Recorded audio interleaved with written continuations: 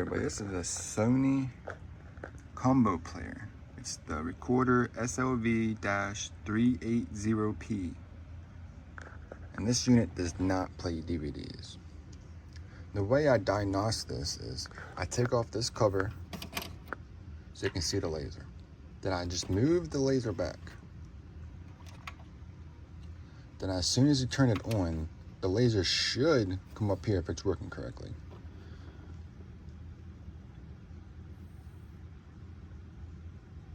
See, it does not move. So that tells me that the motor for this laser is bad. So now I'm going to take off this whole unit. All right, now that the two wires are disconnected, I'm going to flip it over. Then you see this little wheel. You're going to turn it. Hold on, I only got one. I'll put this one down, maybe.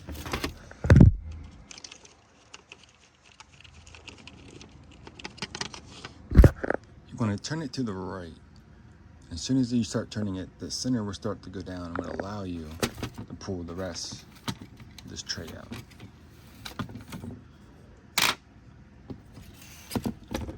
This right here is the motor you want to replace. And of course, I have, just plenty of motors. So I'm going to cut this here and replace that. The easiest way to replace that is to remove this bolt, then flip it over. You're going to take off those two wheels right there because it's blocking the other bolt. So what I do is I get some tweezers. I just stick it underneath like that, and then I'll use a flathead to kind of push in the little snap thing right there on both of them. While I'm doing that, I use the tweezers to pull up. It's kind of hard with one hand, so I have to cut it. All right, I got both those wheels removed. So now I got access to both those screws to replace the wheel. All right, now that we got the motor out, we just use our tweezers to snap that little wheel off. And as you can see, it just slides right off. Now I just take a new motor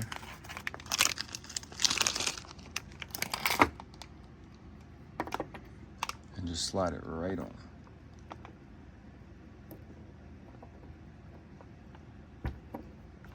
Just like that. Now you do is just put it right back in there and solder the wires back on. See? And just like that, the motor is replaced. Now we just gotta rewire it and solder it back on.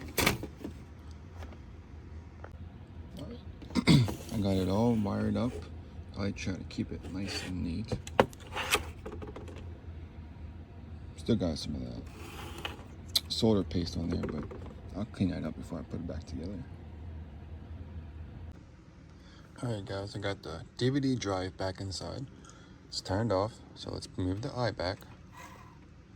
Remember, if it's working correctly, this eye should correct itself and put it back up here. If it's not working correctly, it will just stay where it's at. So let's turn it on. Let's watch the eye. See? Perfect. That's normal operations right there. That's how it should work. All right, let's put the cap back on. Let's try the DVD and see if it loads.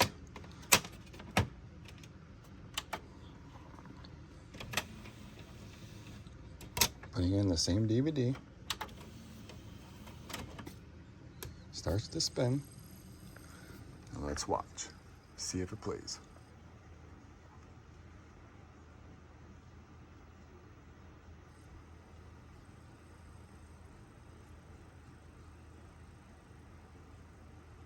Perfect. See? That's all it was.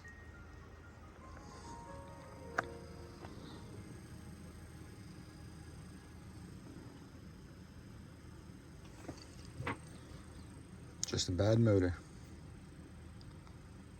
Buy these in cheap in China, Amazon, eBay. You just want to make sure it's like the same hole size. If not, they won't line up with the bolts.